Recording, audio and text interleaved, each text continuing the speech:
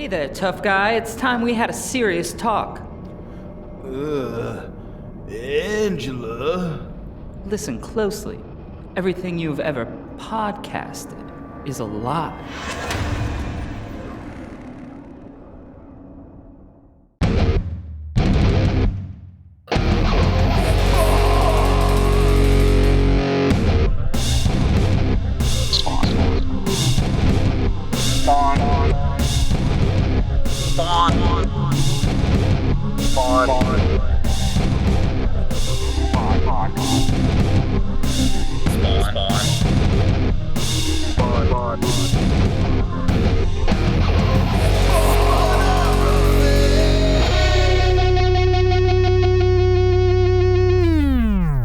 What's happening, hellspawn? Welcome back to another episode of Spawnography. I am one of your hosts, George Marston, pronounced they, them, or she, her. With me, as always, is my fellow spawnographer.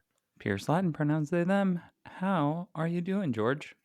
You know, we were talking about it before we were on mic. I've had a rough start to my week. I had a terrible migraines the last couple days. I think it might be related to the fact that Georgia, where I live, has had like the highest pollen counts ever.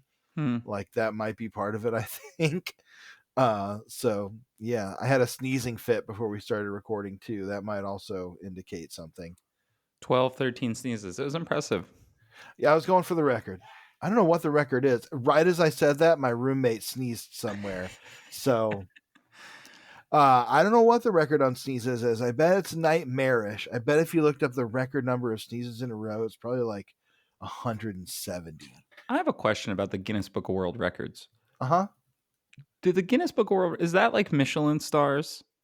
Like Guinness, Yes. the people who made beer were like, oh, we'll come up with a book of world records so that people do stupid shit while drinking our beer? Almost nailed it. Really? It to the letter. Yes, it is the Guinness Beer Company, and it was because they thought it would be fun to have a book that settled the pub arguments of like what was the most longest, stone's throw ever, or the whatever. That's true. It is a book. It is the original ultimate argument settler. I was gonna say that's not the ultimate argument settler, because no, that one's by Ronald Thomas Clontal. Yes, I believe, and it is a classic. Yeah, a rock, rot, or rule, of course, listeners. Yes, that is true. I still judge music by that. If it doesn't rock, I don't even necessarily always care if it rules. I don't necessarily want it if it doesn't rock. I mean, as long as it doesn't rot, That's correct. It doesn't. If it doesn't rot, So anyway, we could shout out to Madness for inventing ska. Absolutely. I think you can ask Gwen Stefani, of no doubt about that. Oh boy! Did you know that Gwen Stefani is a fucking like dyed-in-the-wool tradcath weirdo to the point where she has like a prayer app called Hallow. I have just learned about this. All my life, I thought she was just another dirtbag like the rest of us. Nope. But nope. She is not just a girl in the world. She's a girl in the Catholic Church. That's even worse. There's like it really puts into context her like weird cultural appropriation in a totally different way and gives it much more of like a colonization bent. Have you heard her explanation of that? No. That she grew up with her father like traveling to Japan like all the time. Yeah, so she feels really connected to it. Just like Hilaria Baldwin. Oh no.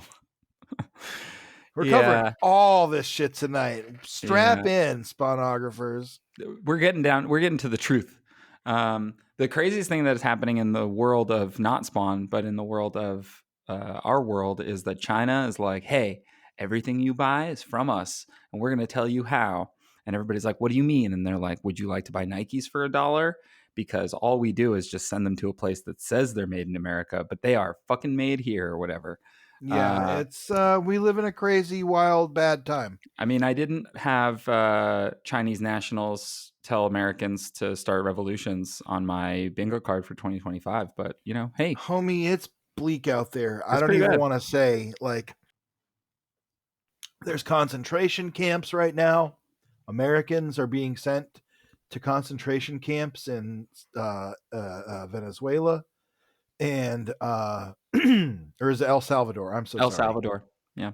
I did not mean Venezuela. I meant El Salvador. They're being sent to concentration camps in El Salvador. The El Salvadoran dictator president is like, we'll do more. And Donald Trump is like, we'll send them mentally ill, which is really bad for me. Hmm. But we'll see what happens. It's looking tough. It's It's bad. looking quite tough. Well, hey, at least eggs are cheaper. They aren't. Not where I live. They're still going up. They're not. Waffle House has a 50 cents per egg surcharge right now. So you want those 2 eggs, you're paying another $1. Fuck with the prices at Waffle House. Honestly, that's basis for a revolution right there. It's pretty rough out there, like I said. Yeah, it's pretty bad. We're a nation of Marios looking for our Luigis. Yeah, truly. And we didn't know how good we had it with the one we got. Nah. Well, anyway, on that note, less bleak news, let's talk about how the world is ending in Spawn. Yeah, it seems imminently more approachable and understandable, and yeah, it feels like Spawn has a chance to maybe make sure that it doesn't happen.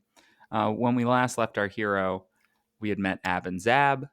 We had been told the legend of Urizen, and we are hurtling toward number 100. We're always hurtling towards something, but in this case, we're hurtling towards number 100. I do have a lot of questions about these 2 issues. They are pretty breezy, as we've kind of said. They kind of move, but they did get me more 97 than 96, but we'll get to it. All right. And but if you want to, we can get started. You know what, Pierce? Before we get started, let's say one good thing about this week each. You tell me one good thing that happened to you or that you liked or that was nice. Boy, it's Tuesday. Well, I started coaching. I coach for Fast Feet, who are a nonprofit that provides like track coaching for developmentally differently abled children. Oh, that's fucking awesome. Yeah, I had a great little session today teaching kids to run. That is amazing. I don't know if I've talked about this on the podcast or not, but when I was a teenager, pretty much through like middle school and high school, a big part of my life was because of my stepdad's work, building athletic wheelchairs and athletic equipment for disabled people. Mm-hmm. I traveled around the country to a lot of wheelchair sporting events and Paralympic qualifying events, went to the Paralympics and stuff. Cool. So that kind of stuff has always been a really big part of my life. And yeah, that's awesome. I'm fucking super. I think that's super great. That really is cool. Let's see what's really good that's happening to me this week. You know what's going really well is that my roommate and I have a new band that we're working on, and we've been writing some songs, and we've been making time to go to the practice space and do recording and stuff, and it's been really great having music back in my life in that way right now. So that's been really positive. Yeah. All right. Well, that's great. Well, now that we've got done that out of the way. Yeah, hit me with those credits. All right. So we're covering Spawn 96 and 97 today. Number 96, Todd McFarlane and Image Comics present Rules of Engagement, dedicated to Dean Valentine, who I did not look up. I'm going to look him up real quick now. Dean Valentine. Oh, by the way, the most sneezes in a row was apparently, it lasted not an amount of sneezes, but 976 days. What? No. Yes. I disagree. 1981 to 1983. January 81 to September 83. Donna Griffiths, born in the UK in 1969. How much space between sneezes? Apparently she was just sneezing. But like what? My question is like how much time? I don't know. I don't think it, you know what? I haven't dove that deep into the data to crunch those numbers, but it did say that she estimated she sneezed approximately 1 million times in the first year. So Jeez. that's a lot. Well, Dean Valentine, I can't find exactly who he is. However, it looks like there is a TV exec named Dean Valentine who Okay. moved from Romania, where he was born, to New York City, where he grew up. He speaks of his work as a freelance journalist and his movement to television, initially at NBC, then at Disney Touchstone. He oversaw Home Improvement and Ellen. Then he went to UPN, where he served as president and CEO and developed like some Star Trek, acquired Buffy the Vampire Slayer. Wow. I guess it could be this guy. It could be. That's a pretty big career for a TV executive, actually. Yeah. Pretty So, definitive late 90s TV executive career. and Wow. considering there's been a lot of like references to X-Files and stuff as we enter There are some more references in this to a comic. bunch of stuff, and we're gonna get to it right away after Right the off credits. the bat. Yes, hit me with the rest of the credits. Plot by Brian Holguin and Todd McFarlane. Story by Brian Holguin. Pencils by Greg Capullo. Inks by Danny Meeke. Copy editor and lettering, Tom Orzechowski. Colors by Dan Kemp and Brian Haberlin. Cover by Greg Capullo and Todd McFarlane. Also, I will point out, with colors by Dan Kemp on the cover, because his name is on it. Just weirdly not noted in the credits. So Spawn number 95 summary. While Spawn and the ghost of Al Simmons confer in the cemetery, 2 demons inhabit the bodies of 2 car accident victims. They walk to the nearest diner, where they carry out their earthly mission to kill 13 innocent people and burn their bodies in a sacrificial circle. Spawn senses the evil vibes and goes to the burning hilltop to investigate. There, he is confronted by the ancient and powerful dark god, Urizen. So, there you go. That's exactly what happened last time. Right off the bat, I want to note, we're opening on 96 with Ab and Zab, and they are sitting in a diner smoking. Right behind the Alex Winter one, I cannot remember which is which, there is a Chasing Amy graffiti written there. Yeah. And I just was thinking about how in last episode we were like, oh, I think that's a Kevin Smith reference. And it was like the most millennial moment of all time, because it was Kevin Smith referencing another thing. Yeah. That we continued to uncover. It was still a Butch Cassidy and Sundance Kid reference. It was more of that, but Kevin Smith was also referencing that, so it's exactly fine. Well, that's what I'm saying. We were right every single way that we could have been, and we were wrong. Never. That's correct. We never are. But what I want to say is there's even more credence to why we are right, that there's more Kevin Smith graffiti right there. And this is, I like the little 3-panel sequence the page opens with, which is one of them lighting his smoke off the other guy's cigarette, which, like, if you've ever been smoking in an alley behind a movie theater or whatever, you've definitely done that. This 3-panel like setup is going to keep reoccurring throughout these 2 issues too. Yeah. Capullo tends to, I guess, just really like acting out these small moments. I think because it just gives a little bit of space for the dialogue. And based on how we know Todd to work, we know Todd doesn't work in full script and gives a lot of freedom to Greg. I have to imagine that Holguin probably doesn't work in full script either. Especially since he's doing a lot of like plotting with Todd.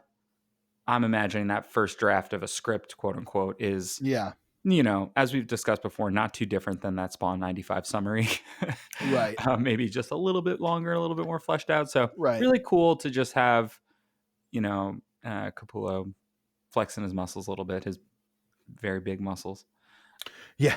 I will point this out. There's also some Ray J graffiti, but right above that, right under our demon, kind of says MCR.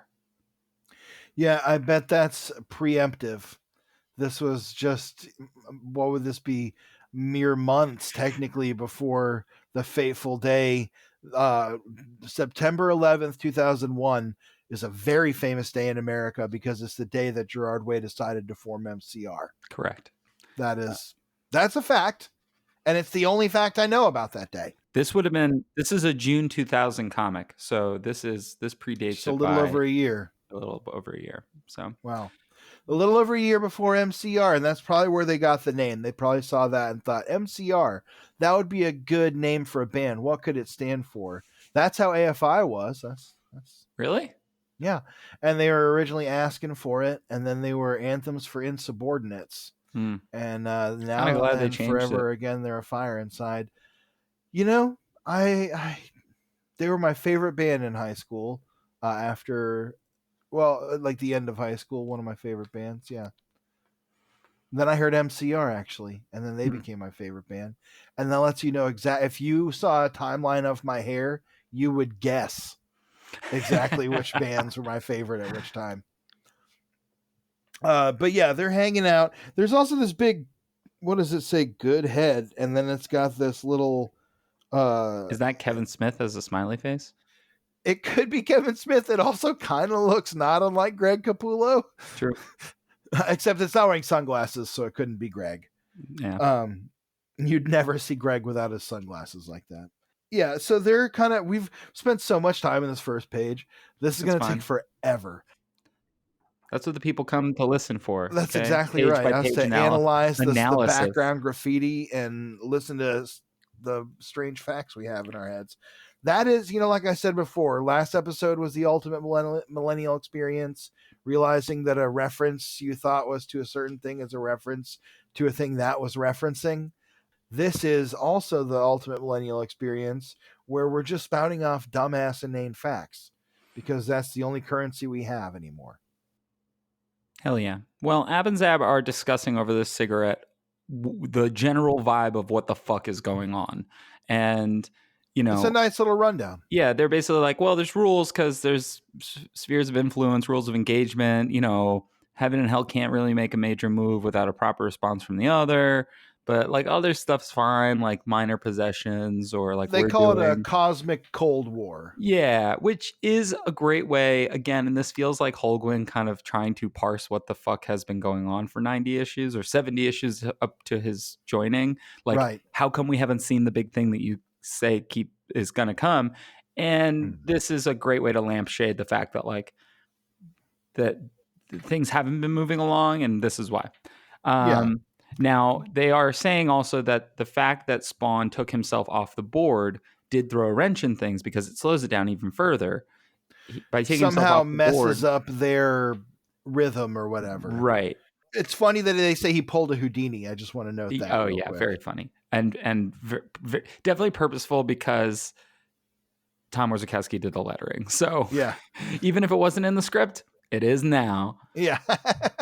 It would be funny if the smiley face was Houdini. Anyway, They say he created a vacuum by pulling himself off the game board. Like whatever chess piece is supposed to be there has to be there. And so something has to fill that void. right. And Urizen is this really old entity, kind of this old dark god. So it stands to reason that people forgot about him, except these weird people in England. Like William Blake. Yeah, William Blake remembered, and then everybody thought he was crazy, so nobody really took it seriously until the stuff that we saw a few issues ago. And, but he's, Yeah. he's not for either side. He's kind of just going to wipe everything out. Like he is neutral in this conflict, but what this means is that because he exists now, heaven and hell will have to make a move, and when one of them makes a move, the other will make a move. That's the big thing here. Right. This is interesting because it's introducing a fourth entity into what we know this all to be. We know about heaven, we know about hell, we know about the green world, even though we know very little about the green world. And Urizen does seem to be something that is sort of a antithesis to that, because the green world we know is life, it is verdance, it is creativity, it is the bursting forth of the earth's own potential. Urizen, it shows, is sort of this, he wants to create this soulless void where mindless zombies wander the earth, not in heaven, not in hell, with no potential to their souls anymore, just totally void, dead. Yeah. Which brings us to this first awesome splash, which is... They say he's negating souls. That's what they say. Which, again, brings us to this first awesome splash where we get to see Urizen and we get to realize that the last time we saw him at the end of the last issue, he was not being held back from us. This is what he looks like. He literally is this void monster, which I love because it forces your brain to like fill in what he looks like, I Mm-hmm. guess. And we only And get this giant silhouette of shadow. It's great. Greg really sells it. Capullo really sells it. It also gives him a lot of room to work with, like Spawn's cape. When you Hmm. see Spawn being dwarfed by the like huge void form of Urizen, Greg is great at those silhouettes. We were talking about it. I think even in one of the recent issues, there was the surgery scene where the hands were Hmm. like in shadow, but you could really tell what was going on. He's so good at that silhouette work. And I think that's something that's so key to superhero comics in particular. You talk about character design and superheroes, especially, and one of the big things they talk about is the silhouette test. Can you tell this character in a silhouette? And there are different ways to pass that, but Urizen passes. You can tell this Yeah. character immediately. Kind of because he has to, but also because it's memorable enough that it still works. He also does a great thing for these pages and for the book in general, which we've talked about, especially over the last 10 issues, which is adding black to the page. So much black on the page, and it works so much better. Yeah, really makes stuff pop. We get Spawn facing off against Urizen. It says he moves almost, but he moves sped by instinct and dread as these fiery, flaming hands come up and try to, they're the 13 burning corpses of the people who were sacrificed in the last issue, just coming up from the ground to pull him back down with them. I Uh, love the panel of Spawn's face looking almost terrified, like yeah, just the silhouette of his eyes and teeth. We're back to like really selling with the eyes lately, which I really love. Spawn has had a lot of occasion to be like surprised, saddened, scared, and we're back to selling that through his eyes, which is such a key part of the storytelling of I his feel like of we got his away from it a character. little bit during his like I quit immediately after the I quit, I'm only Spawn. I am so dedicated to tracking Yeah, down evil he's and been wearing his his mask a lot lately. His eyes have been very steely. yeah, and his humanity seems to be kind of seeping back in, even if he is not really want to admit that. Yeah, Um, he's really not trying hard not to embrace it right now. He's even seeing it separate from himself. Like we talked about the ghost of Al Simmons kind of representing his lost humanity, and it's now something that is outside of him, yeah, talking to him and trying to pull him back. And yeah, these fiery corpses are like burn dead thing, trying to pull him into the ground. 13 burning corpses clutching furiously at the soldier of the night. That's the caption. It definitely sounds like Iron Maiden lyrics. hell yeah. I mean, Um, they kind of look like an Iron Maiden cover, so it makes sense. yeah, they absolutely do.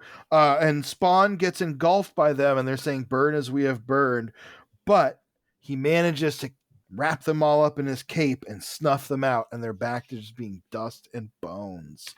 I love it. And that's gonna. I mean, the book becomes a pretty knockdown, drag out fight for a little bit, where and to speak to, we don't need to go really blow by blow here. The art is awesome. Read this comic. Yeah, Spawn is like jumping on Urizen, wrapping him up in his cape, doing doing everything he has. It says the earth is trembling. Urizen's weird black tendrils are grabbing him. They're throwing each other. I love this panel of Urizen kind of standing at the top of the hill, this over So the cool. shoulder And we like get a back shot. slight bit more of definition in his arms and stuff, so we get to kind Mm-hmm. of understand his body a little bit more. A little And more silhouette. And and another something we haven't seen in a while at the bottom of this page, which is Spawn just fully magicked out with those big green yeah, energy. He's ready to throw down. what would be nice? A power meter. I think he's beyond that. I I think that's the know. thing. I know he Which, is, George, you but know, but I want to see it. I just want to see it it would be again. cool to bring it back at this point. It would be a good time to bring it back. I love how it says here, through the pain, Spawn can hear a voice in the back of his mind. Gut it out, soldier, it says. No surrender, no mercy. Give it all you've got. Failure will not even be considered. And Spawn sends Urizen blasting back into the diner where all the dead people came from. And he says, tell whoever sent you, this world is under my watch. Yeah. Again, kick-ass visual storytelling. The angles on the panels here are very dynamic. It kind of breaks out of that sort of more traditional panel by panel style for this very kind of jagged like sweep of panels as it shows Urizen like being thrown into the rubble, cast into flame, exploding among all these trucks. Yeah. Uh, it rules, but it is short. It's a short-lived moment of triumph because as Spawn goes to kind of check out the ruins of Urizen, he's grabbed by Urizen's hand, and I love that Urizen just seems to grow and shrink as needed Yeah. by the panels and Mm-hmm. maybe his power level or whatever. And I also love how his eyes echo Spawn's own, um, Mm-hmm. That and panel of him holding Spawn up to his so face and cool. his eyes, so good. I love this is where we get the vision of Urizen's like perfect world. It says Spawn reels in the grip of the dark colossus, terror blazing down his spine. In the abyss of Urizen's eyes, Spawn sees a world lifeless, deathless, dreamless, soulless, an endless gray realm of despair. And I love the panel that accompanies that where you see the Yeah. just like desperation zombies. This is very Lovecraftian in a way that actually seems to get away from a lot of those visual Lovecraft stereotypes of the monster. Like Urizen does not look like a Cthulhu type of creature. He's not all Mm. tentacly or whatever, but he is that elder darkness. He is the elder void, and he is the embodiment of that. And I love that you get this very Lovecraftian vision of just like again, lifeless, deathless, dreamless, soulless. That's very Lovecraftian language. And as we all know, H.P. Lovecraft was a tremendous piece of shit and a horrible monster, but he did come up with some aesthetic concepts that have informed some very cool horror in his stead. Yeah. Uh, One thing that in we spite of his shitness. One thing that we haven't really mentioned is Urizen's kind of weapon of choice, which is this like giant hook on a chain. And Yes. I really like that even as like a visual metaphor for Spawn specifically, but I Mm-hmm. understand it especially after we see this like vision of what his gray realm of despair is. It's almost this like thing that gets its hooks in you and won't let you go and pulls you back over and over and over again. And Yeah, like absolutely. that works so well. And I also love the transition to seeing that for the first time. We see this like close up on Urizen's eye, and as we see it on the next page, we are zooming out of Spawn's eye and seeing the reflection. It's a really great moment. I So mentioned good. that 3 panel motif is going to keep Mm-hmm. kind of keep coming back across these issues, and Capullo's really using it to take his time in these moments. Like he knows it's a fight comic in a lot of it, but he's going to force you to slow down in these moments. He's Um, forcing those little transitions on the page. yeah, So like there's that 3 panel inset there as Spawn is being drawn into Urizen's eye and seeing his vision. I love Spawn's face where his one of his eyes all squinty where he's being kind of crushed by yeah, Urizen's hand. Urizen holding him up. And Urizen grabs the diner sign, and just hurls Spawn to the ground, and just fucking shish kebabs him on it. yeah, great splash, really terrible. And the thing that's scary as a reader is that this has happened halfway through the issue. As like I hold the issue in my hand, I get a Yeah. splash of like impaled Spawn on this giant stick. Urizen walking away in the Amazing next. splash page, by I the mean, way. incredible, absolutely incredible. And actually, the page right after with Urizen sort of fading into the darkness is Yep. so cool and so scary. And it Because it's is, got that William Blake narration. yeah. And it is like a true fuck. Like, what is going to happen to my guy, Al Simmons, now? You know? I love that this Blake narration almost you can tell that this is the description they used almost. Hmm. It says, times on times he divided and measured space by space in his ninefold darkness. For he strove in battles dire and unseen conflictions with shapes, bred from his forsaken wilderness of beast, bird, fish, serpent, and element, combustion, blast, vapor, and cloud. And that's exactly what he looks like. That is a very poetic description of what he looks like, which is this almost demonic, almost angelic being beyond time, where he looks wild and haggard. He's got fur and horns and tendrils coming off of him, all in this shapeless, formless void of darkness that, divided space by space in his ninefold darkness. That is the description of Spawn, looking into his eyes and seeing that endless field of horror beyond. So good and so well communicated. We talked about, I mentioned all the Lovecraft stuff, but they are really effectively using the actual words and ideas of like William Blake as a poet here in a way that Spawn has not shied away from before. Like, there have been so many times throughout this that it's been like, oh, a little tidbit of history is actually tied to Spawn somehow. And this works so well for it. To make a joke, but also to make a serious observation, we go back to that Gary Groth interview with Todd all the time where he says, like, what if I read a book, it'll make me a better writer? And kind of might, dude. I think judging by how this book has affected your comic book, it kind of... I think that, like, Brian Holguin being like, hey, it would be really cool if we did this. Like, I'm pretty certain that Todd McFarlane was not like, hey, you know what? I got really into William Blake this year, so... Maybe he was. I mean, maybe he did. His father-in-law died. Maybe someone gave him that book. Maybe he did, but I don't know. But no, I'm with you. I think it's a Brian Holguin thing. So there's that. What's that axiom? Good artists borrow, great artists steal. And so they created great art just by stealing it from William Blake. But it works so well. It's a comic book tradition. Look at Thor. Mm-hmm. Look at, like Thor comes from the Eddas, the poetic Eddas and stuff.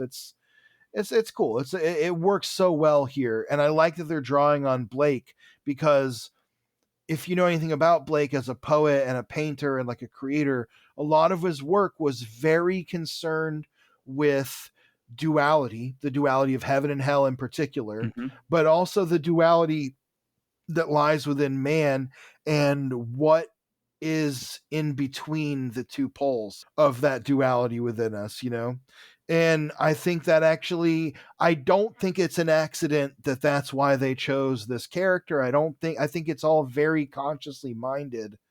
And I love that as a writer. We talk about Neil Gaiman and like this is like all he can do, all he does. And he's, I'm not going to say everything he's ever written is bad, because shitty people make great art, but it's cool to see that people who aren't that kind of person, that aren't shitty, can also pull those literary forms and those literary ideas. Remixing kind of past ideas. Like, I mean, like the thing, oh, there's only 19 possible stories, like whatever, right? Like that's always the thing that people come back to. And I understand why that happens. And it's because, if you start telling somebody your story idea, they'll be like, oh yeah, it sounds like X, Y, and Z. Because like people are not that original. And also because we're human beings who want to write stories about the same things. Our culture is really prizes pattern recognition. 100%. And also, like, dear listeners, if you ever read like any of the scripts I've ever written, they all like harp back on like the same 6 things. I don't mean to do that. It just happens. So like, in this case, I think the team up of Holguin and McFarlane allows Holguin to be like, yeah, I was an English major, probably. I remember reading this shit. Sounds like it would line up. It would line up well here, and I can mine some of this for some of the horror, for some of the vibes of Spawn. Speaking of horror and vibes, this next 2-page sequence where we visit Wanda, we get Wanda asleep in bed. Wanda sleeps, safe and contented. She dreams of the child that grows in her belly. She's already in love with it. Will it be a boy or a girl, she wonders. What will it look like? How will it laugh? So many questions. She can't wait to find out. Any day now, any minute. And now here's the thing. We did learn in the last issue that Wanda is somehow pregnant with apparently the child of Mammon, the dark entity of greed and nightmares, the demon. What's interesting is, as this panel goes, she is getting bigger and bigger with her pregnancy. She's only been pregnant a few days. Yeah. Here on this page, by the end, it says any minute, any day now, and she is fit to burst, literally, because as blood forms on the sheet, she screams, and a huge gout of gore and blood and bats pours forth from her stomach. It says the night explodes, and Wanda says, no, please come back, and a feather falls down. Now, this is like a very effective nightmare sequence. And I want to say there's some movie that uses a similar thing with, like, I know that Rosemary's Baby plays a lot with these sort of pregnancy imagery, Mm. and Species 2, I want to say, Junior. has a scene. Junior, terrible, a cyclopean nightmare of horrors. But yeah, this is terrible. Like, it's an actual horror. Wanda catches the feather and she wakes up suddenly in bed, realizing that she has dreamed all of that terror. And she says, I had the weirdest dream about the baby. She leans over for Terry, and he's not there. She is annoyed and angry. But Back to also, she got a crazy 6-pack. hell yeah, she is looking like, She looks again, not pregnant at all now. well, I mean, she's only been pregnant for a day, so Right, like, I know, of but course, still, like, but like, she's ripped. yeah, she is quite ripped. You know what's funny? Okay, I was thinking about this story earlier. This is an absolute sidetrack. It has nothing to do with Spawn, I Great. guess, in a way, Perfect. but I'm just gonna say it. I was thinking about this earlier. When I was in 8th grade, the day that 8th grade ended, our 8th grade graduation or whatever the fuck, we had this like um slideshow thing in the gym from the school yearbook committee, where they showed like slides to the year, Mhm. all the kids, great. uh on the way out, for some reason, this kid Vince, who was like kind of a bully, kind of a Fucking scumbag Vince. bully, fucking Vince, who had like 8th grade 9 hairs of mustache, that kind of a guy, turns, for whatever reason, I don't know exactly what started it, but starts picking on this guy Antu, who was, I want to say, from Thailand. He Mm. was an exchange student, or his family had emigrated. I'm not exactly sure. But he was from Thailand, okay? And he starts picking on him, and he shoves Antu, and he calls him a slur. And Antu just turns around, whips off his shirt. We're in 8th grade. He's the same age as me. Had a fucking 6-pack of abs. And I hear Vince go, oh fuck. And Antu beats the living fucking shit and piss out of this kid, literally stomping on him on the ground. Vince crying, please stop. And everybody just like watching as this fucking absolutely macked out 8th grader beats the fuck out of the school bully for picking the last day of school to fucking go for him. It changed everything. It was wild. Anyway, wherever Antu is, I hope he's doing fucking great. Wherever Vince is, I'm sure it sucks. Anyway, back to Spawn. Welcome back to On to That was Ontography. that was close to this era. That was probably right before. That was about 1999, probably. So Okay, so maybe pretty relevant. this panel inspired Onto to get jacked. He saw Wanda's abs and he was like, you know what? I I can could do do that. that. I could do that. One question about this sequence: the panel, because it's a right hand page reveal. Does that take away a little bit of the horror? No, because I think it's contrasting it with Wanda. It's almost like a jump cut. I know, but like you turn the page from Spawn's thing and from Urizen leaving, right? You turn the page, you're gonna see the explosion kind of first. Yeah, I mean, I guess I have a whole thing, and I understand that like it's a little easier to do in comics that have ads in the middle, where you can really control your left I was hand gonna page say there's reveal. only so many like page reveals you can do. But given that Todd McFarlane has ads for his toys all over this thing, if he really wanted to put in if he was just like, he could actually, that's one thing that I weirdly think would improve almost all of these issues, is going hard on a left-hand page reveal whenever possible, because you can just throw in an ad for Austin Powers. Well, gotta also consider that I'm reading it in the omnibus, so there would be no ad there anyway. That's true. But So as Todd intended, by the word of Todd. Well, and also, if they really wanted it in that, they would just give you a black page on one side. Well, what's interesting is at the end of the next issue, there is a double-sided black page with the Spawn logo. That's true. What we're talking about, though, is this page of Spawn's fetid, festering corpse laying there on the pole, no life in his eyes, his skull just rotting, being eaten by flies and worms Love and it. crows. It looks fucking awesome. Also, This it's close up on the cool. fly is so gnarly. It's also cool because this is like so much deader than we've ever seen him, and it has seemingly happened so quickly. This is the power of Urizen, right? Like this Yes, it just this negated him. decay has like been there. It is not just Yeah. begun. It is ending. Like Yes. this guy's dead. He Uh dead. yeah, His corpse, there is no necroplasm in his corpse no mores. It is interesting, and that also speaks to the power of exactly what your reason does. He negates, right. and so Spawn is now negated.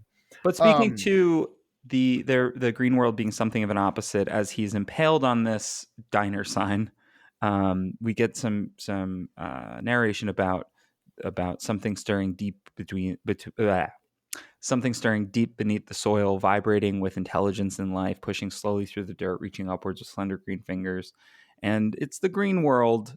Inch by inch, the earth reclaims a fallen warrior, and it kind of puts him in a cocoon of leaves. I love this little sequence. Yeah, it's I great. got for one thing, a busted out diner sign being overgrown with leaves sure do make me feel like home down south. Um, but also it's a cool sequence. Spawn's corpse being all lifeless, and then I love the splash page of it just fully overgrown. Yeah. From there, we go to New York. I love the super neon like colors here. It's a great transition from the blue sky and the green leaves there to just this like absolute, almost a Blade Runner esque New York. I know Blade Runner's Los Angeles, but it looks that style. Also, at this point, New York doesn't look like this. No, this is a very This, pre Giuliani yeah, this is pre imagery. Giuliani New York because that's a way more interesting New York. Although it would be hilarious to see Spawn at the M&M store.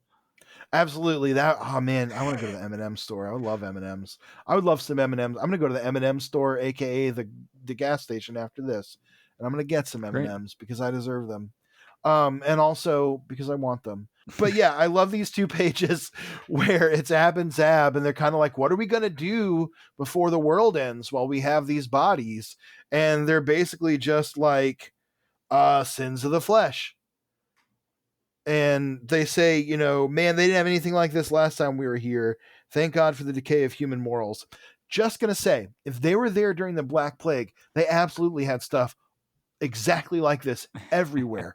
The plague drove people mad. I mean, death was everywhere, so people were trying to do anything and everything they could to escape the horror of it, including just fucking in the streets.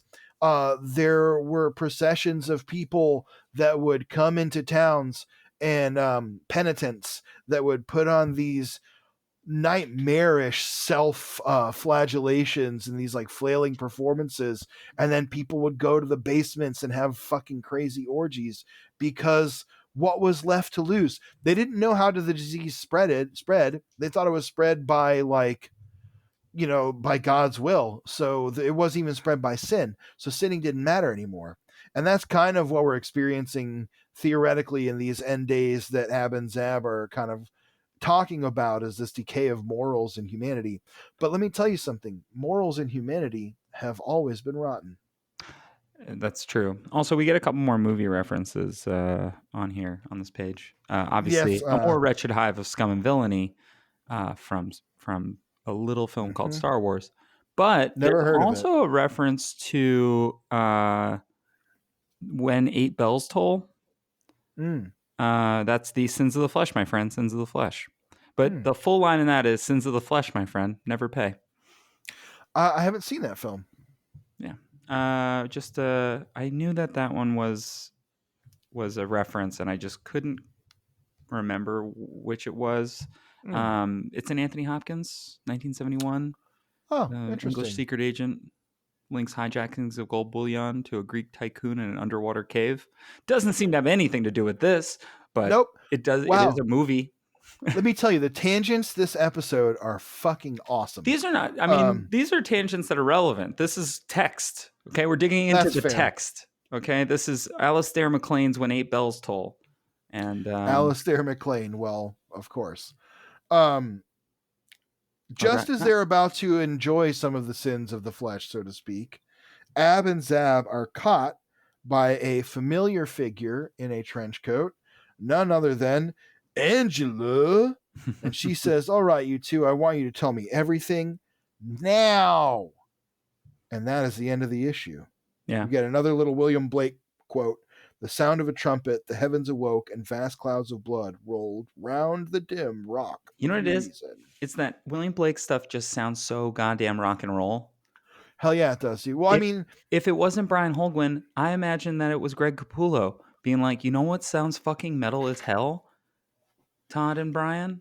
There's probably was a William Blake. There was probably, if you really want to get into it, it's very likely that there was like a Bruce Dickinson album inspired by William Blake released in 1999, probably. I know he did one. Anyway, that's very likely. But well, that's the end of 96. And so as we roll into 97, Pierce, slap me with those credits. Before I do, speaking of Alastair MacLean. Well, my God. Okay. You want to know what else Alastair MacLean wrote? That is a little bit relevant to our interests. Where Eagles Dare. Oh, okay. The book. Wow. That was definitely some inspiration on the Misfits song. Yeah. Fuck Danzig, by the way. Fuck that guy. And one of my favorite musicians who I also hate. Fuck that guy. Yeah. That movie starring Richard Burton and Clint Eastwood. Yes, of course. About fighter pilots. There's also speaking of Iron Maiden, an Iron Maiden song called Where Eagles Dare that is not the same as the Misfits one, also inspired by the same film. Because Bruce Dickinson is a huge fucking nerd for World War I in particular, and he's also a tremendous British nationalist. So fuck that guy. That guy is as close to a supervillain as we have on some level, because he does magic. He's an Olympic level fencer. He flies his own planes. He's actually an oppressive supervillain. Yeah, he's like impressive. Not like Elon Musk. Like no, no. Fuck, man, you're an actual supervillain. Elon Musk but nothing thinks about he's a supervillain. Yeah, he's just a bad person. Can't even play your own video games. Anyway, no, he sure can't. My only Where Eagles Dare thing that I can reference is that one time my old band was supposed to open for No Age at the Market Hotel in 2008. No Age, our band from California. We got replaced on that show by Titus Andronicus, who covered Where Eagles Dare. New Jersey's finest. Titus Andronicus covered Where Eagles Dare with Ted Goddamn Leo. And so I didn't go to that show because I didn't play it. And I'm sad that I missed out. But well, that's a shame. That brings us to spawn number 97, Heaven's Folly, dedicated to all those who stand up for what they believe in. Well, that's very nice. Thank you, Todd. Thanks, Todd and Brian. Plot by Brian Holguin and Todd McFarlane. Story by Brian Holguin. Pencils by Greg Capullo. Inks by Danny Miki. Copy editor and lettering by Tom Warzikowski. Colors by Dan Kemp and Brian Haberlin. Cover by Greg Capullo and Todd McFarlane. Which it's been a little bit since we didn't have a Greg and Danny cover. Also, they didn't credit Dan Kemp for the colors, but I can tell why Todd it's wanted rare to to cover color. Yeah, because it's Angela and it looks awesome. That's a pretty kick-ass drawing of Angela, her hair and her ribbons and shit everywhere. Yeah, we didn't get a lot of Greg's Angela, so it's nice to have some of it there. Not enough. Would read it. Yeah. Honestly, if Marvel they got Greg, they got Angela. Just let Greg do whatever he wants. Let Todd McFarlane write it.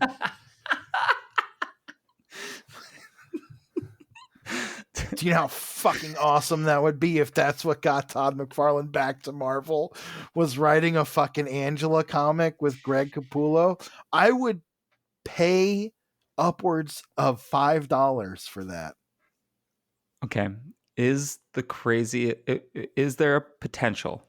Hear me out. Is there potential for Todd again getting into legal trouble?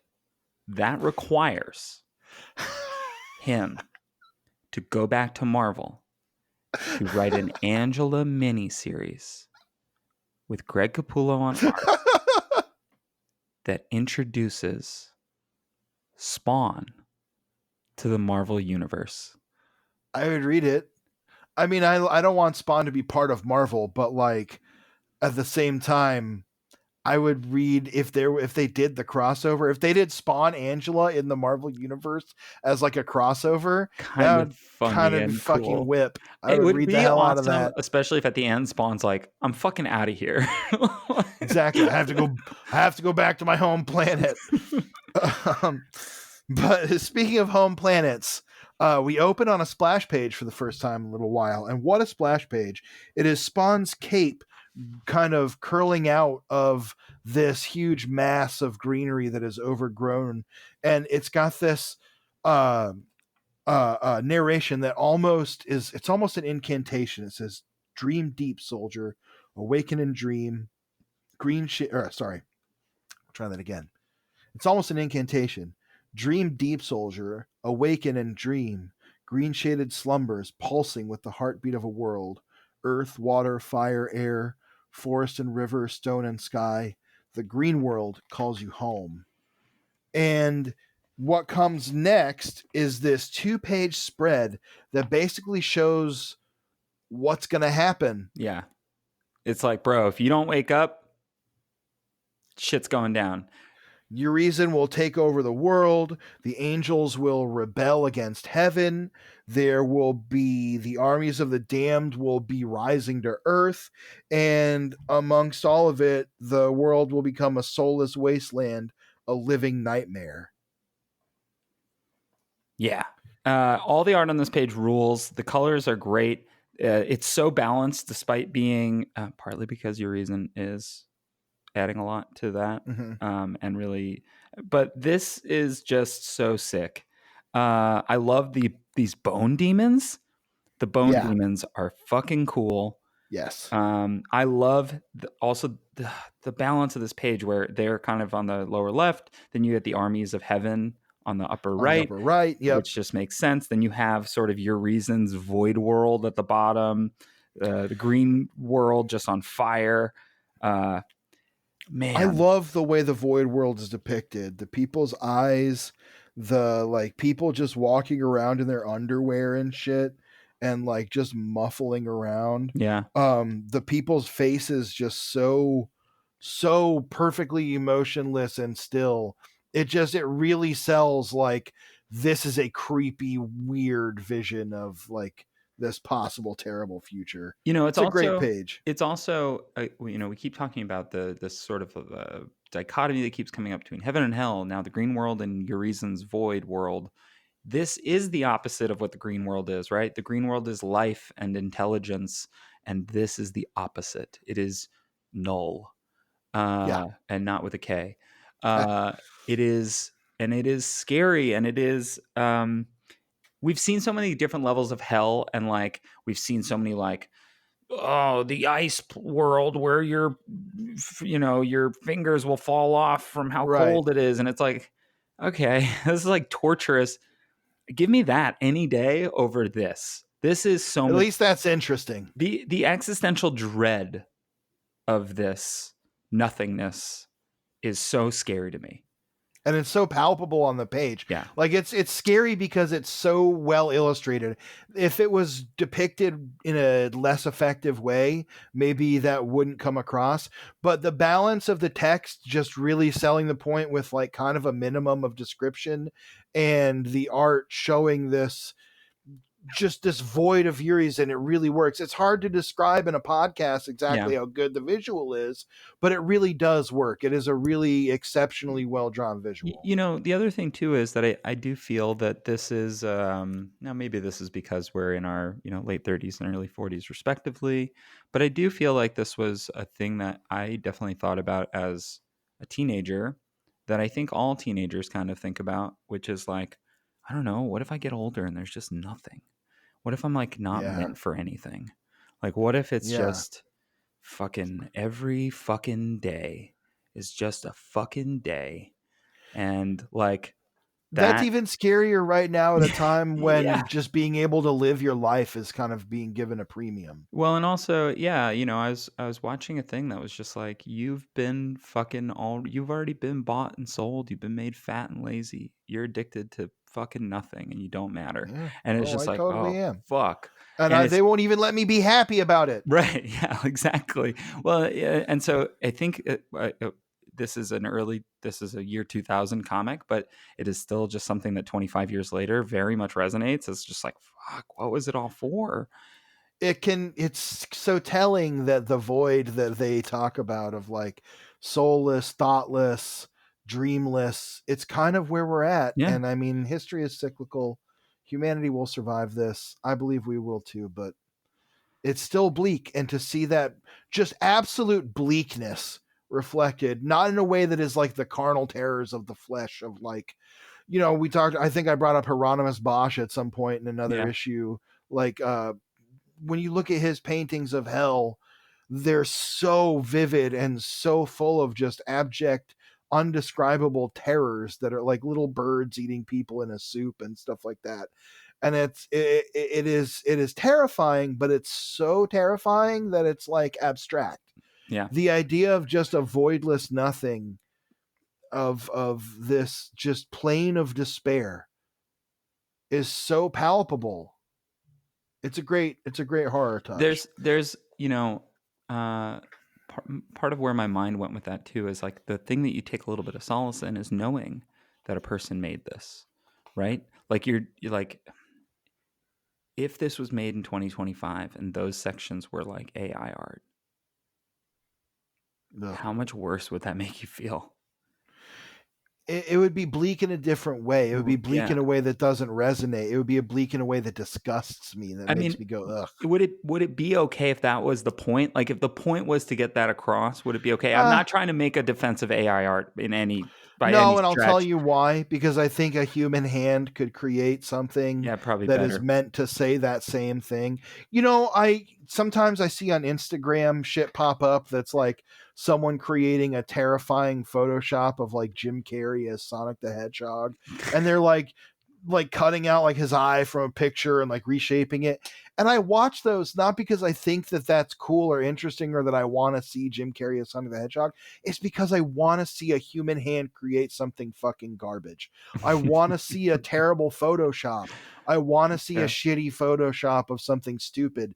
I want to know that the human mind and the human eye and hand can still create exactly what you just said, a bleak terror of nothing that is still better and more fully realized. It's like Stickman comics. I will read a Stickman comic any day before I Yeah. read a fucking AI I, shit I because I guess let me rephrase. I guess like with that, is that just the more like we're like hurtling towards aren't we? well, think about how much the worst terror they can imagine in the year 2000 is resonating so much with our personal experience now 25 years Yeah. later that they would not know what was to come. I mean, nobody did. Yeah. Well, not nobody. Someone did. Yeah. Well, Jesus Christ, and He has a plan for no, our I think it souls. was a different JC, James Cameron. That's right. He Anyway, directed. Are we going to get into James Cameron directed 9/11? Is that going to be like the Stanley wait, Kubrick directed the moon landing? why would he direct just the day that MCR started? Well, because they're the hugest band in the world. They went on to Good point. become. They went on to win Grammys and Oscars and Tonys, didn't they? They're all They EGOTs. haven't won any Tonys yet. Okay. Not Well, yet. when they do Black the Parade is MCR musical, Black Parade is becoming a musical though. that sucks. I hate that. I really hate that. I don't know You're why I do, but I hate it. You don't need to. some little kid is gonna sing "When I Was a Young Boy." The face I just made, listener. It's fine. At the end, they just light everything on fire, Okay, did you including the know audience. you probably know this because you've probably seen me do this at karaoke, but you can sing the lyrics to All Star to the music of the Black Parade, and it Yes. fits. And I've done this at karaoke. One time I went out with a mutual friend of ours to karaoke in St. Mark's, Sing Sing, and I started doing it people went nuts when the music for the Black Parade started. And then I started, somebody once told me, and it always takes people a minute to figure it out. This girl who was very drunk came over and started like slapping my chest, and she was going, "You're singing the wrong words. You're singing the wrong words." You were And singing the wrong words. well, our friend looks at her and goes, "Well, he meant to." He Our friend looks at her and goes, "That's on purpose." And the girl goes, "Oh," and just walks back down and sits down. Getting a lot of my adventures in this episode. Shout out to Sing Sing. Yeah, shout out to our friend Lindsay as well. Yeah. I wonder if she'll name her baby Spawn. On this next page, moving forward, after we get through this giant cool double page splash, we get a little more narration from the Greenworld. Awake soldier go forth to war, and Spawn's back. And they say they're leaving a parting gift. I assume that is his sort of rebuilding flesh. Yeah. And then we hear a voice from off panel that we started the episode with. And it is none other than the boss herself. That's right. Angela. And she's back. That's cool. We've known she's been back for literally 8 issues, but Spawn hasn't. So we're finally getting some payoff on that. It only took 8 issues this time. Don't worry. The readers are upset. we'll get to it in the Perfect. But this is a great splash page. Spawn's face is all like the flesh is kind of regrowing all on his ugly mug, and Angela standing over him. I love Angela. She's really grown on me as a character. She fucking rules. Yeah. She's so cool. She's so cool. When she shows up, she's always doing something cool. Yeah. The character design is sick because of her big, stupid wing hat. I like that they make her kind of like a yuck, like kind of a regular guy to make Spawn the straight man for her. I love that. She's Goldie Hawn. Holy shit. Yeah, she kind of is. And it's so fun. Or like a Rene Russo, maybe from the 90s, to use a contemporary, like Holly late Hunter. 90s. Yeah, sure, whatever the fuck, a bunch of ladies. But yeah, she pulls the thing out of Spawn's chest, and she says, "Everything you know is a lie." And he's like, "What the fuck?" And then she's just like, "I just always wanted to say that," which is like, if another character did that, I'd almost be like, okay, that's kind of just thrown in there. But Angela, she's kind of that kind of character. She's a character that has like a dumbass like joke one-liner. You see why she fits into the Marvel universe in a way. I almost dislike how she's written in Marvel compared to this, in the sense that like I often feel like in Marvel she's like forsooth. I think because she's an Asgardian now, they have elevated her speech, which is weird because Thor is kind of a jokester. I've always considered Thor to be like He's very jovial. I always consider him to be Kurt Russell, like that kind of like, like not totally fits with the Goldie Hawn of Angela. Yeah, here. I think that's maybe why it's like a little top of mind here, but like it's just he's got this like kind of devilishness to him when he's really like he can be really fun, not all the time. He can also be very like epic and whatever. Spawn is such a I love Spawn. I love Al, but like he has literally no sense of humor. Like that. No, Malbolgia doesn't seem like he had one in life. Yeah, didn't bring him back with that. Didn't give it to him, and yeah, he's like, I don't have time for games, and she's like, okay, whatever. Like you just got brought back to life, and he's like, what do you want? And she's like, well, I'm here to save the day. It's what I do best. And she's like, listen, if I wanted to kill you, I would have already done it. So like, yeah, you were helpless. Like you were just about dead. Can we just get on with it? Or do you want to keep scowling and doing your scary man thing? Or we can go save the world. This does feel like a little bit of a precursor to the whole like Marvel Cinematic Universe, like jokey kind of way that everybody talks the same and makes the same jokes. Here it is just such a breath of fresh air versus so much of what the book has become. And also, like, yes, Ab and Zab are like a little bit funny and referential. Urizen doesn't really talk.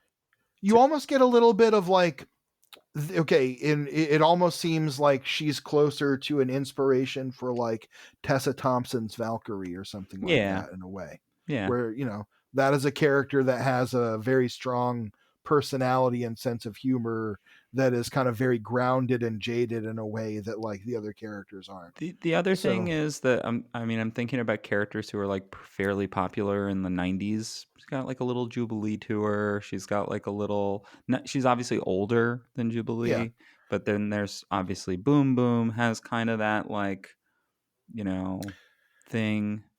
A I just little like little that Emma she makes. Frost, I'd argue too. Yeah, she's a little less arch than Emma Frost, True. ironically, although she Emma, dresses a lot like her. well, and Emma sort of chills out a little bit. Trans icon Emma Frost. True. Um, Emma Frost chills out.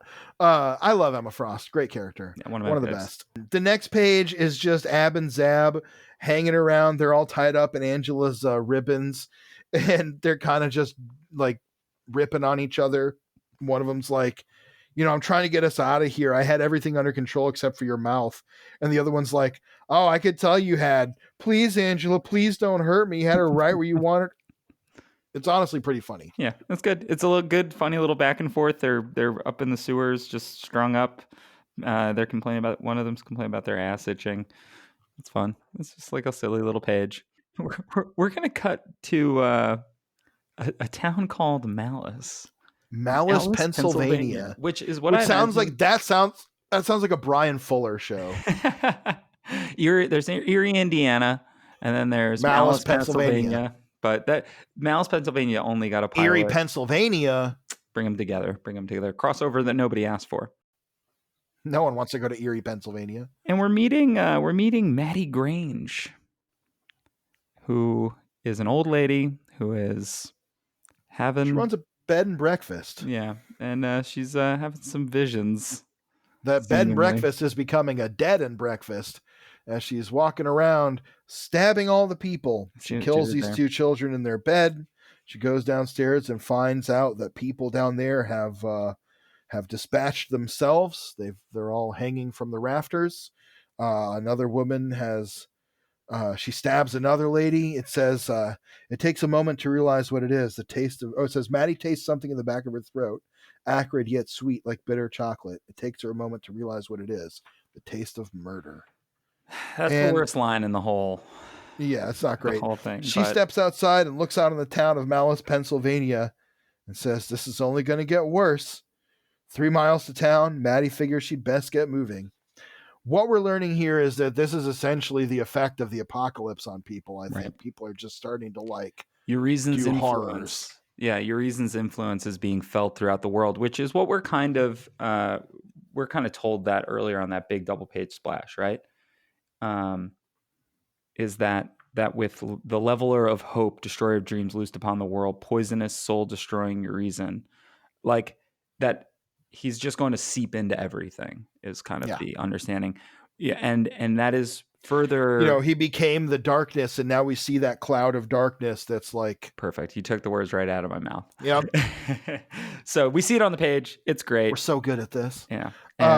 And we see a bauble, a close up of a bauble, a bauble, a palantir, a crystal ball, perhaps, as it were. And it is the head of the angels who is she says, "Steel yourself, sisters, for the battle of all battles. Dark Urizen moves across the world." And they are all ready for the biggest fight of their lives as the angels are all preparing to mobilize to go to Earth to fight Urizen. They get a message from one of their number, Nemazine. Nemazine is a muse, for those who don't know. She's the muse of memories. All alone in the moonlight? Yeah, that's exactly right. Yeah, she's the goddess of memory and the mother of the 9 muses. Excuse me. Nemazine. That is a great I think there's a magic card called Nemazine. That's really probably good. There's a magic card everything from Fallen Empires in 1994. Anyway, Nemazine gets this transmission. Nemazine is like this younger, or she's at least small. She says, "I'm receiving a transmission from the throne. I don't understand. There must be some mistake. The order is to stand down, not to interfere." And the angels are like, "What the fuck?" Right. And now part of this is because We We sort know of that if they know, make a move, and yeah. So we they kind have to of wait know a for little bit hell more. to move in. Right. They Yeah. don't want to be the instigators in this case. Or maybe they kind of want what's happening to just happen and like let it all sort itself out. Uh-oh. We cut to Nova Scotia. I love this panel of a fish head. I have Yep. a question, and Roly-poly fish head. we're gonna catch up with Cagliostro because He Spawn went and on the run when Mimon was like, "You're no longer protected." Spawn and Angela are. So is that what it is? Like he just ran away and we never found out where, and then we're just that's what it is. I was like, Yeah, Mimon was like, "You better get to Cuba or something," and he's like, yeah, "Oh," and I remember hightails now. it. I guess I just forgot because it had been a minute, and then I started reading all of like Spawn the Dark Ages and a whole bunch of other stuff that came out around in and around this time to be like, does any of this explain why he goes? I think I was just wondering why he went to Nova Scotia specifically Nope. because it is weirdly close to New York. like it's Yeah, not that far. It's like but far, maybe it's the last place they'd look for him, maybe. Nova Scotia. I don't know. But yeah, he's living here. The lonely life of a lighthouse, or by a lighthouse. He's living the lonely life of a hermit in this little thatch roof hut. Which is great. He's He got already his has the little look for it. fish. Honestly, look, if they got internet, it'd be pretty idyllic to me. Yeah. But yeah, he is sitting there and he says, "Boy, I've really hit rock bottom this time." And someone says, "You've seen better days, Cagliostro." And he goes, "Who? Oh, God, no." And then he realizes it's not just Spawn, but Spawn and Angela. And Angela forgets actually how to ask questions, but she tries. She Yeah. says, "Question 1, Urizen." Not a question. No. Uh, and Cog's like, "What? Well, what about him?" And That's a question. but he asks that. She doesn't. Exactly. And That's what I'm saying. she just says he's loose, and you know whatever. And Cog's basically like, "All right, so if he's loose, then heaven surely will attack." But Angela's not so sure. She's like, And "You're sure they will?" and Cog says, well, they can't let him roam wild, but when heaven acts, and she fills it in like, so will hell. So we worked that bit out. But tell us about your reason. How do we destroy him? And Cog says you can't. You can. He's been bound since before memory. We saw this earlier in the double page splash as well, where we're basically told like you can't destroy something that is nothing. No. Yeah, you cannot destroy the void. You can only hope to contain it. Hold it back, yeah. And he says that it took the combined armies of heaven and hell, which seems like a tough, tall order at this time, where we're at with these characters. yeah, You know, there are, let's see, they're asking him more and more, and he says, "I don't know. William Blake wrote a little bit about him." And then she says, "Okay, question 2, Abaddon and Zabraxis." again, not a question. And not a question. He says, "Ab and Zab, they're nobody, minor demons, openers. They unlock gates between worlds. Considered a rather dodgy pair, though." She says, "Who would send them? Whose circle do they belong to?" He says, "They're freelancers, guns for hire." And she says, "Let's move on to the bonus round." And here he actually had a question. Why would someone hire 2 loser demons to release Urizen? And he says, "Why? To hurry the apocalypse, to end the world." And she says, "We know that, but why now?" And Cog says, "I don't know." And Spawn's like, "Leave him. He's no use to us." This is one of the rare times when Cog doesn't really have a good answer. And then, but it does recontextualize every other time that Spawn has asked him why or asked him for an answer. The reality is that Cog has maybe let on that he knows more than he actually does, and that Yeah. there are very much limits to his knowledge. And this is one of those times. The thing that was just tied up for a really long time. Yeah, I don't particularly know a lot about it, and bound before memory is the thing I come back to too, because like, yeah, nobody remembers how to do like I like the idea that it's lost to time, that's kind of been negated as well, how you kind of deal with this. We cut back to the Aether, where the armies of the armies of angels are like, what the fuck are we doing? So one of the angels shows up and says, "Greetings, Sister Urania." This is Domina. Domina and Urania being leaders of phalanxes of angels. And Domina says, "I thought it was a mistake, but Nemazine confirmed it." And she says, "It's more than a mistake. It's madness. Time is short, so I'll be brief. There's been talk among my phalanx. We've decided we cannot accept this order. We're going to act of our own accord. And Urania says, that's heresy. And she says, Domina says, aye, that it is. Will you join us? And that's the last we see of the angels for now. Yeah. Meanwhile, Spawn and Angela leave Cog, and Spawn and Cog's like, listen, now that you've come here, they're gonna know where I am. So what should I do? And Spawn Lion Kings him and tells him to start running. Yeah. And Which kind of turning his back on a guy who tried to never turn his back on Spawn, but it happens. Spawn's kind of gone from this. we're starting to see though this sort of as Al has become a little bit more confident in himself, we're starting to see through Cog a little bit more as well, and starting Cog has maybe to not become a trust little him. less confident, yeah, and Yeah. he's certainly a little less knowledgeable about all of this than he really wishes he seems to wish he was. It does feel, more outside of the comic itself kind of thing. It does seem like initial idea for Cog. He fucking knows everything. He's going to train him and be the mentor. And then Gaiman leaves, doesn't do anything else with Cog since he sort of came up with Cog, sort of. Yeah. And they go, I don't know, what's his deal now? Don't worry about it. He's an old guy. He doesn't know that much stuff. I think really what it is sometimes you just need to cut down the number of characters that you're checking in on all the time. And at this point, Cog has maybe outlived his usefulness a little bit. Yeah. Plus, you can kill him at this point, and people will be like, whoa, shit. But also, they won't feel that bad. This leads to like a little disagreement between Spawn and Angela. And Angela's like, who's behind this? Who would benefit from a premature apoculation? Which, boy, what a joke. Yeah.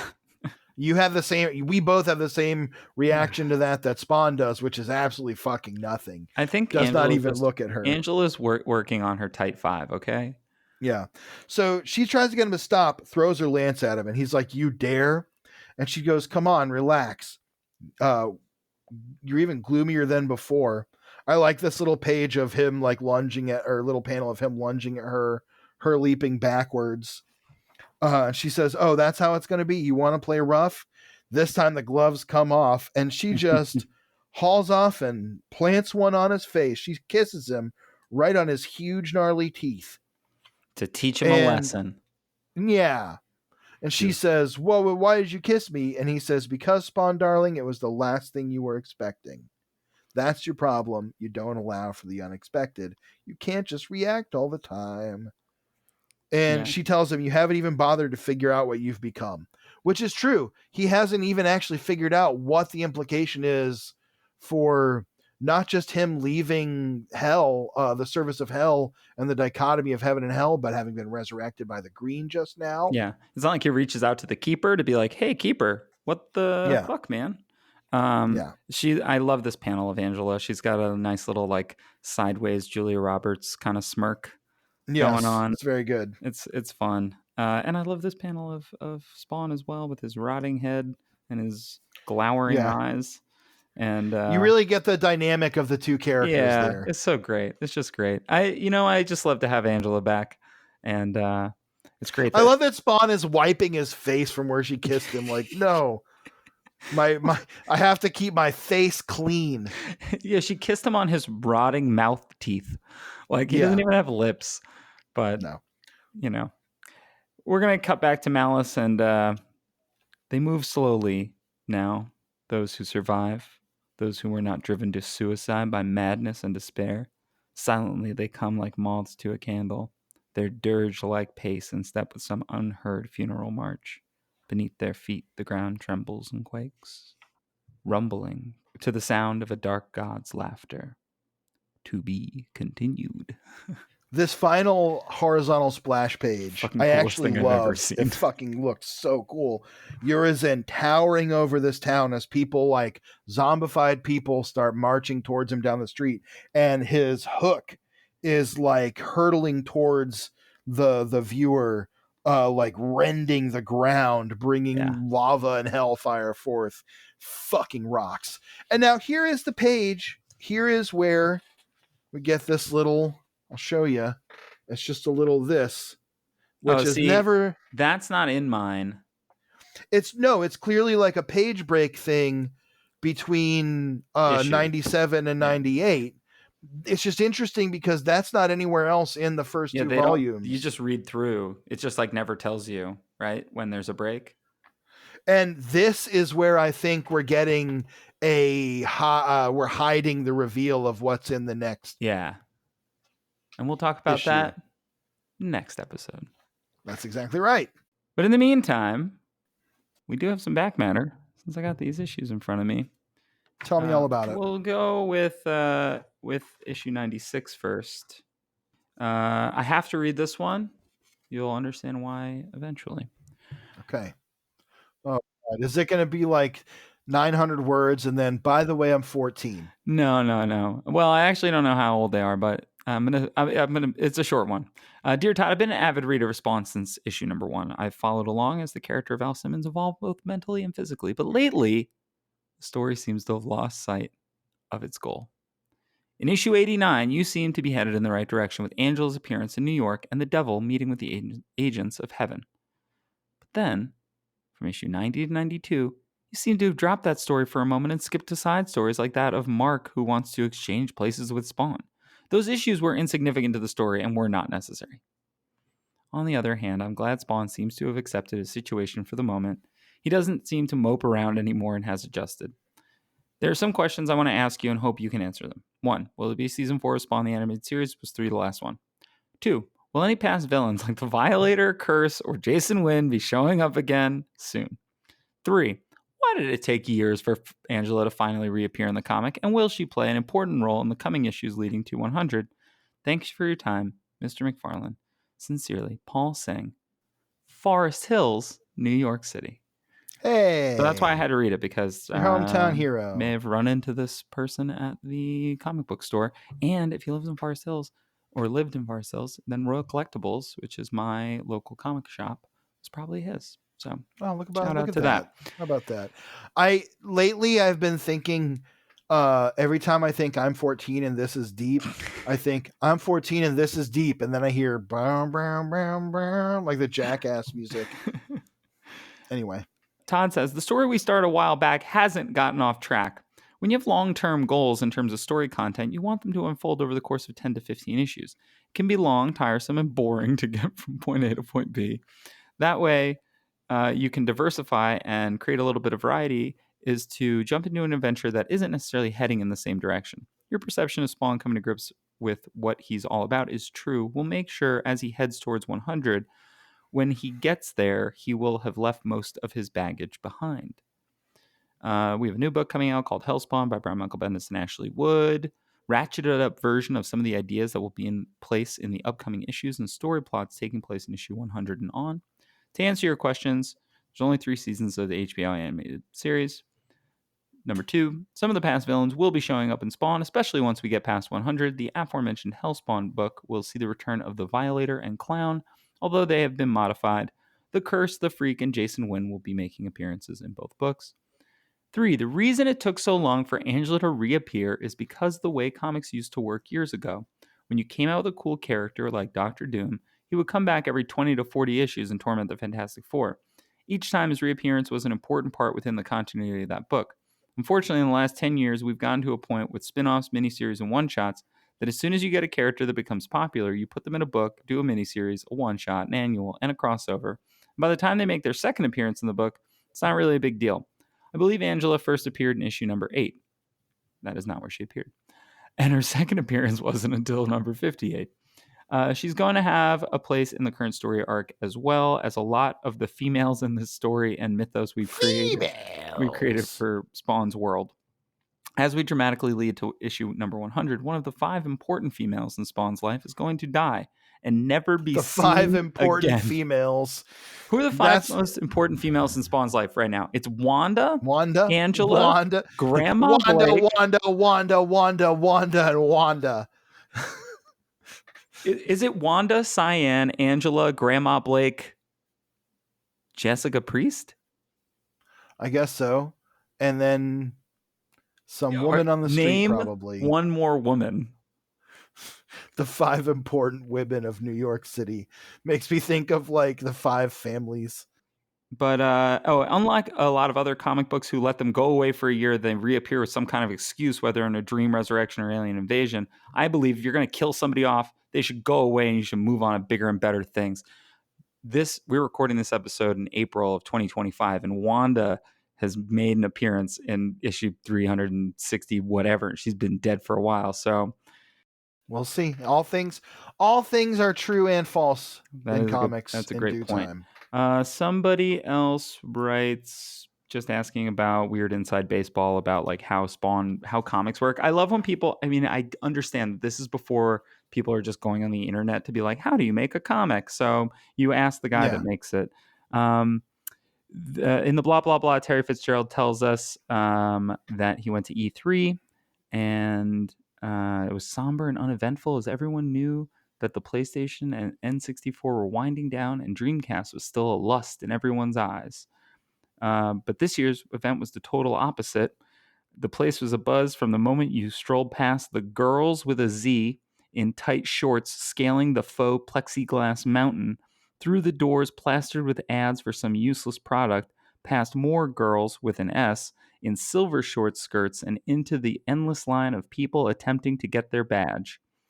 What do you think separates girls with an S from girls with a Z? Is it that Haircut. girls with a Z are adventurous? They climb a mountain in this. Yeah. So probably. And also, they're wearing tight shorts. Girls with an S, As opposed to silver silver short shorts. skirts. Okay, so girls with a Z would be wearing shorts. Right. Girls with an S, Important S is for distinction. skirts. Okay. And then Terry Fitzgerald just talks about having had a Japanese PlayStation 2 for a while now, truly in love with it. He just talks about a bunch of stuff, and also that the highlight of the show is Metal Gear Solid 2, which, hell yeah, makes sense also because McFarlane Toys is making Metal Gear toys. So I'm sure they have a little bit of access to Kojima and to Konami stuff. So that's kind of fun. Kojima, right? Spawn. That would be so. Kojima make the next Spawn video game. Yeah. If honestly, just reskin Metal Gear Solid to be a Spawn video game, it would be sick. He's a fucking Black Ops guy anyway. Is he not Snake Plissken? Also, insane that Solid Snake is just named Snake Plissken, and he's not even the first one. Anyway, John Carpenter, make the Spawn movie.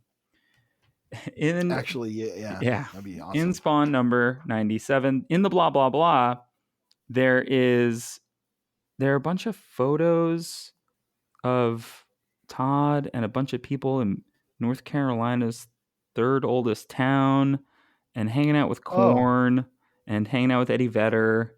And I like what a trio of experiences. Like, just a lot of stuff happening. Hanging out in Beaufort, South Carolina. Who gives a fuck about the third oldest town? And you know what? I'm gonna go on fuck South Carolina. You think you're better than me? Todd hanging out in Tokyo. All right, so in the responding ground for number 97, dear Todd, what happened? Why do you refuse to draw Spawn anymore? I've read too much crap about you saying how you wish you had time to draw Spawn. If you really wanted to draw Spawn, you would make time. It seems that nowadays your number one priority is tending to Mark McGuire's balls. And why is every roasted? And why is every issue of Spawn only 15 minutes of his life? It takes a year for anything to happen. I'm surprised Well, have you read a fucking comic book, dude? I'm sorry. I'm preemptively responding. I'm surprised there isn't an issue of Spawn on the crapper reading demonic porn. Metaphorically speaking, if you were Babe Ruth and Spawn was baseball, it would seem that you would have somebody like Jose Canseco pinch hitting for you so you could go live the high life. Please start drawing Spawn again. Your disgruntled friend, Josh Torres, Guam. It's been 57 issues or something since Todd. It's been more than that. It's been like 70 issues since Todd McFarlane has drawn Spawn, and people are still like, "Why don't you draw Spawn anymore?"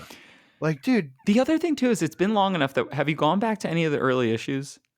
They don't look the same. They don't look as good as they did when I read them the first time. I think I like Greg's Spawn better now. Well, we've also evolved along with the character in the comic book. It's true, we're changing. And, you know, we're growing up. Our tastes are changing. I guess this is growing up. Thanks, Tom. I just can... No, that was me. I just invented that. Oh, okay. Well, you should Put it to music.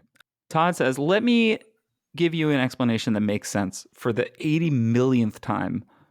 I don't refuse to draw Spawn. I've just chosen not to. My priorities have evolved over the last 8 years. I need time to be a husband and raise 3 young children, take Spawn into other mediums, and have success in areas outside comic books. The fact is, there are only 24 hours in a day, and I have to relegate my time to places that make the most sense. Unfortunately, that area is not comic books. It's not because I don't like the books, but I've been in this industry for 15 years, and the sad truth is there's decline in terms of enthusiasm and readership. It's the one venture I'm involved with that is shrinking, not growing. Fans have written in saying, Todd, you should just do what you love to do. As someone who is trying to make a living with his art, the key word is artist. There are other areas where I can show my artistic abilities, and people who look at it want to help increase our marketplace, which is exactly opposite of what is happening in comics. I mean, he's really, truly not wrong. Everything we're No, I involved mean, in. well, this is by 2000, the bubble had burst. Right.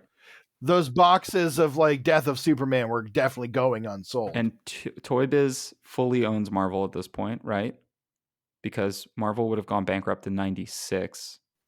Yeah, this would be post bankruptcy Marvel. Yeah, this would be, this is Ike Perlmutter has begun.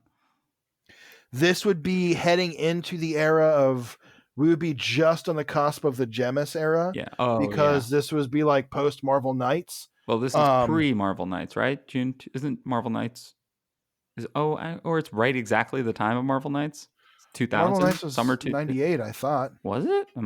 Is my timeline fucked up? Maybe right. I'm crazy. Maybe I'm wrong. You know what? There's no way for us to find out. 98 to 2003. Oh, okay. So it's in the middle of going strong and Marvel making its comeback. This makes sense. Yes. The only area that is shrinking at an ongoing pace is comic books, not just Spawn, but the whole comic book market. I'm not out there with the Maguire balls, and I'm not out there leading the good life. What I am doing is setting priorities with my art, personal life, companies, and places where growth and appreciation is far greater than the ever-shrinking market in the comic book world. Hope some of this makes sense. You'll continue to read the books. Yeah. By this time, Todd is solidly in the like empire business, to use capitalist speak. You know, he is in the like, I have a whole multimedia thing here. I'm making like art for bands, and I'm making all these toys, and like Spawn is a part of that, but it's not like Spawn's not paying the bills. It's facilitating everything else, really. All right. And the next one is pretty funny. Todd, stop. It is censored in the thing, but I'm not going to censor myself because I don't believe in it. Okay. Todd, stop. Just please fucking stop. I can't take it anymore. Will you please stop printing these stupid fucking letters? I mean, honestly, Miguel bitching about the infestation of animal abuse in comics. Is this really a fucking problem? Is this really a fucking concern for anyone except Miguel? Did you get that many letters in the last month from people expressing the same stupidity and the even lamer threats to stop reading your books if you kill another kitty? Fuck, man. Print a good goddamn fucking letter for once, will you? Creative critique is one thing, but pissing and moaning for no good reason at all. I hear enough of that in my day without going home and reading it in my comics. Shit. Bro. Let me tell you, Spawn is a great fucking comic. It's like eating a steak, a big juicy steak. The story, the artwork, the paneling. Is that even a word? That's what is written in the thing. I know it's a word. It's great. Every month I enjoy the hell out of it, and every month I get to the letters page. It sucks. Bunch of fucking bitches pissing and moaning about every little fucking thing they don't like about the book. The letters stink. It's like being served a goddamn turd for dessert after I just ate a steak. I don't know. Maybe you enjoy pissing off moms enough that they have to write you a letter. Maybe you enjoy pissing off religious people. Maybe you just enjoy pissing people off. I don't know. If you do, let me tell you, it worked again because you pissed me off. Stupid fucking questions deserve stupid fucking answers. Why don't you just tell these people, hey, if you don't like Spawn, go to hell. Fred Lusick III, Chicago, Illinois. P.S. Tell Greg he rocks. Hell yeah. Well, great, Fred, great to hear from you. Todd says, well, Fred, you may have just set a record for our editor using the most asterisks to cover up the words you wrote in your letter. If you read my answer to the previous letter, some of your criticism comes from the same answer, which is as comic sales continue to shrink, we have less and less readers. Henceforth, the letters are fewer.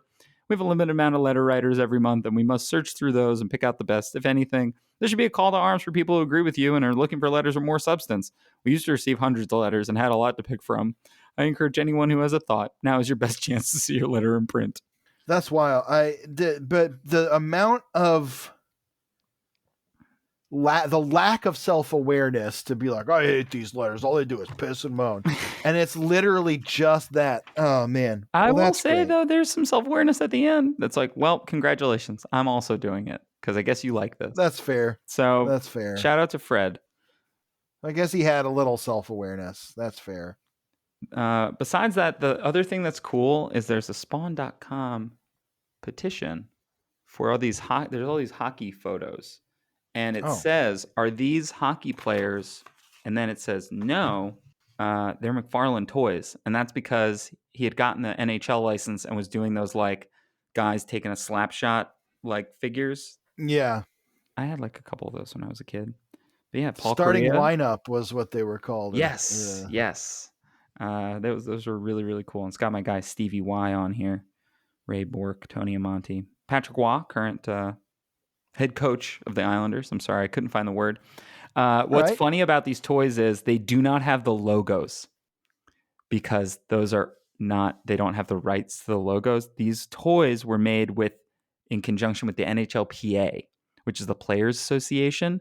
The NHL wanted nothing to do with it and owns at the time and has the rights to the logos. The logos, that makes sense. Don't. Yeah. Players have the rights to their own likenesses. Yeah.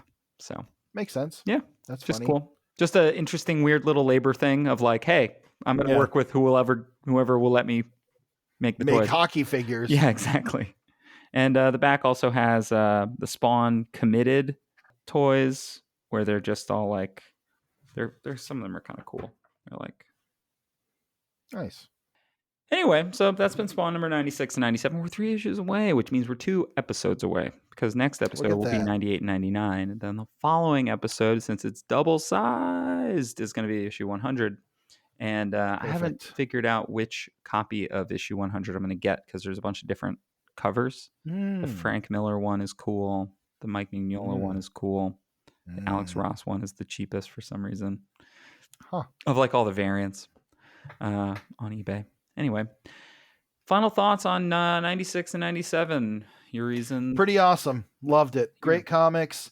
Really fun art. Really exciting. Really weird developments for Spawn. I love Urizen. Yeah, great comics overall. Just want to say sometimes say 2 of the Spawn comics of all time, but these were 2 of the funnest, I think, that I've read, especially back to back. Seeing Spawn go up against a nemesis like Urizen was cool. Love the art. We rambled on about the effectiveness of the horror. So yeah, overall 2 great issues. Yeah, great issues. I had a lot of fun with them. I like Angela being back. I like her being a little scutch. She's fun. The art's great. It's good. Love to see Greg Capullo drawing some kick-ass super metal shit. Truly feels like when he's in this mode that this is like, again, oh, of course you get this guy to do Batman. And then even further to be like, oh, Dark Knight's death metal or whatever those are called. Heavy, like whatever your feelings are I get about how those, you get there. But I get how you get how there. It happens. Yeah, exactly. Oh, he could just like do kick-ass shit all the time. What if he just did kick-ass shit all the time? Oh, Joker's a dragon? Sure. Urizen is such a cool concept and a really scary one, and I like the existential threat that he poses. The Wanda stuff I'm kind of like whatever about right now. I know it's gonna lead somewhere because it has to. Yeah. But I'm just sort of like, okay, we did our little check-in, and I like sort of the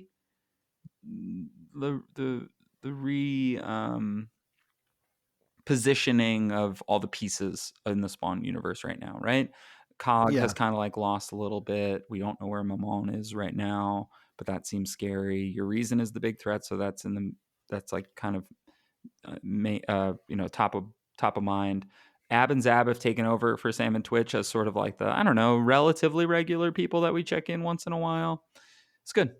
I'm not mad about it at all. We're having a great time. Yeah. Can't wait to get to 100. It's going to be even more fun. Yeah. I hope. We'll see. Great. Well, before we go, George, you got any recommendations for our lovely listeners? Yeah, you should listen to the Gits. Okay. I was listening to the Gits this week. Mia Zapata, one of the greatest singers of all time, R.I.P. She died very young. She was murdered at age 27, and it took like decades to find out who did it. But the music she made with the Gits is so incredible. The song Seaweed is one of the best songs of all time. So yeah, check out the Gits. Isn't there a movie?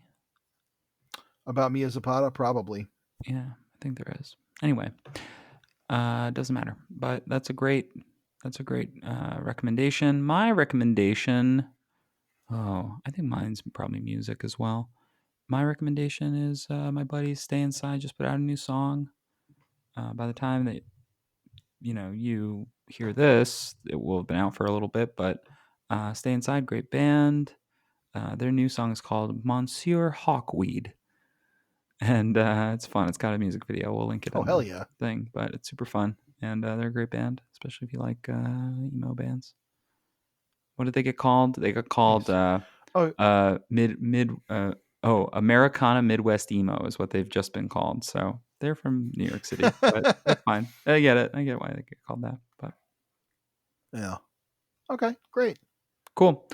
Well, if you like the show, please rate, review, subscribe on Apple Podcasts, Spotify, Google Podcasts, whatever podcatcher you use. Really helpful. Share with a friend. That's really helpful. We're on YouTube. Click that thumbs up and that bell, and you'll get to know when all of our episodes come out. They come out every Monday. You can find posts that we post on social media at Spawnography Pod or at Spawnography, usually Blue Sky, and Instagram. Nowhere else. And if you have questions for us, we're happy to read them on the air. You can email us at spawnographypod at gmail.com. That's spawnographypod@gmail.com. And we'll read them and respond and probably read them on air if they're nice. Yeah. Thank you to everybody that has been reviewing the show. We haven't had any new reviews with words, but we've noticed the numbers going up. So thanks for That's great. clicking 5 stars or whatever you're clicking. Really Yeah. appreciate it. Much appreciated. But with that, George, for Todsel of the world, He gave his only begotten spawn. see you later, Hellspawn. Spawn!